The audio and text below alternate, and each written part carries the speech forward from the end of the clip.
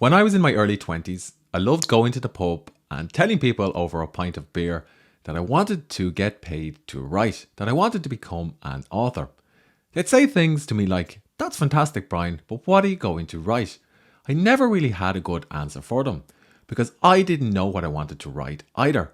I told myself that I wasn't ready to start writing because I didn't have any good ideas yet, and well, now wasn't the right time. And I also subconsciously believed that I wasn't good enough to actually become an author.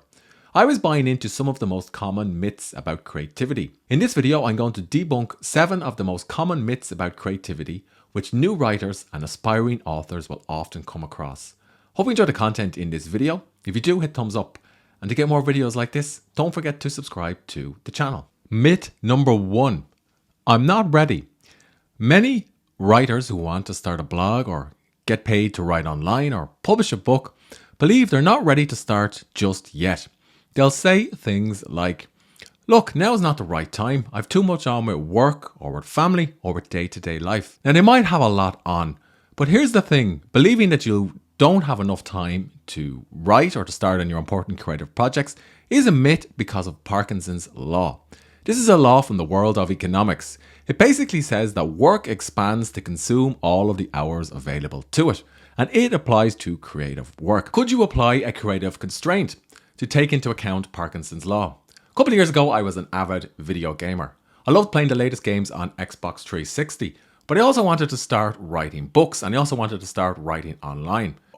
So I forced myself to remove these things from my house because I knew they were taking up a lot of my free time, and instead to spend some of this newly liberated time working on creative projects.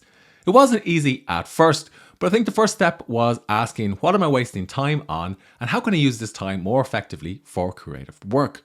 Now perhaps you're not a gamer, but consider, what are you spending time on that really isn't helping you move the needle on your creative projects? Could you spend less on that and more on something that you'll value over the long term? The second myth you'll hear about creativity is, I must work alone. So consider the 2019 hit film, The Irishman. It was a critical and commercial success. And like any hit films, the director, Martin Scorsese, is acknowledged as one of the brains behind this film. But it was also the result of efforts by dozens of screenwriters, creatives, producers, set designers, actors, sound engineers, the list goes on. When I watched The Irishman, I think the credits ran for almost 10 minutes. It's the same for writers too, although we don't have to work with as many people. So while it's important to spend a couple of hours alone each day or each week working on your creative projects, you also need to spend time connecting with other creatives. What does this look like? Well, if you've written a book, don't try and design the book cover yourself. Instead, connect with book cover designers because that's their job and that's what they're really good at. This will liberate you to spend more time writing and will also help you sell more copies of your book. Consider James Patterson. He works with other writers, he works with a marketing team, copy editors, line editors, book cover designers, and an entire company to make sure his products, because books are products, become a success. So apply a little bit of that mindset and collaborate with other creatives. Myth number 3. I'm not creative enough. Many wannabe writers at the start of their career say things like, creative thinking is meant for artists and musicians and composers and award-winning literary authors. After all, they've spent years and years learning their craft, practicing, experiencing, training. They've invested thousands of dollars in what they know. How can I ever compete? But here's the thing about creativity. Everybody is creative. If you can cook a meal for your family based on whatever ingredients you have in your fridge, that's creative. If you contribute to a brainstorming session at work, that's creative too. And if you know how to build something online, like a website, that's creative as well. And the same applies for writing. All you need to do is start. And once you start, you'll gradually build and hone that creative muscle. And over time, you'll start to acquire more and more skills and more ideas. And that brings me to the 4th myth. All the best ideas are taken. Aspiring writers and frustrated authors sometimes look at best-selling books in the airport or elsewhere and feel like all the good ideas are gone. I should have thought of that.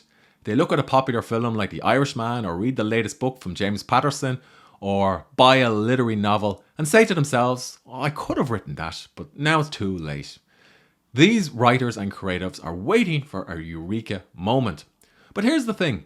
Creativity is less about originality than it is about combining old ideas and retelling them in interesting and novel ways with your own voice. Consider the iPhone. This wasn't the first camera with a smartphone or internet access. Nokia did all of this before Apple, but Apple brought all of this together in a compelling product that appealed to customers. James Patterson was hardly the first author to write a thriller book, but he knows how to tell thriller stories in a way that appeals to his ideal readers. I love this quote from The Godfather director Francis Ford Coppola. He said it best about stealing ideas and remixing old ones. We want you at first to steal from us because you can't steal. You will take what we give you and you will put it in your own voice, and that's how you'll find your voice. In other words, if you take from one person, that's theft and plagiarism. But if you take from the many and combine it and remix it to tell your own story, that's creativity. The fifth myth about creativity: I need one really great idea. To an outsider, the creative process can seem daunting. It's easy to sit around and say, I'm not ready to start my business or to sell a book on Amazon Kindle or launch my blog. I'm going to wait until I have one really great idea. But creative people understand it's difficult to judge whether an idea is good or bad at the start of a project, because ideas can seem amazing at the beginning, and it's only later when you write the article or publish it that you realize nobody's really interested in it. Instead, it's far better to focus on execution. Prolific creatives pick lots of ideas, any ideas, and they see them all through. They get feedback on their ideas from readers, from customers, and from the market, and from analytics on their sites. They understand that if one idea flops, they have dozens more lined up to write about. One good idea can lead to another and another. And the bad ideas, well, these are learning experiences that the creators can use to improve their craft. So for example, if you wrote a book that didn't sell that many copies, then perhaps you can tweak the marketing or positioning of your next book. Or similarly, if you wrote a blog post and the response is crickets, could you try a different topic, a different headline, or promote it in a different way? Even James Patterson has a few critical and commercial flops in his back catalogue. But that hasn't stopped him finding success. Number 6, I'm waiting for a Eureka moment. Creatives and new writers sometimes say they need a divine moment of inspiration before they can start that blog, write that post, write that article, or get their book ready. They wait around for this Eureka moment until this flash of insight taps them on the shoulder, and now they feel like it's time to write. This could happen, but don't buy into the Eureka myth, because creativity isn't about waiting around all day or sitting in the pub telling your friends that you want to earn a living from writing. Instead, you actually need to turn up at your desk at the same time, at the same place, every day, and work even if you're feeling tired or unmotivated.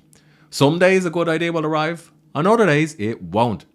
But what you're actually doing is cultivating a creative habit that will support an incubation period for your good ideas.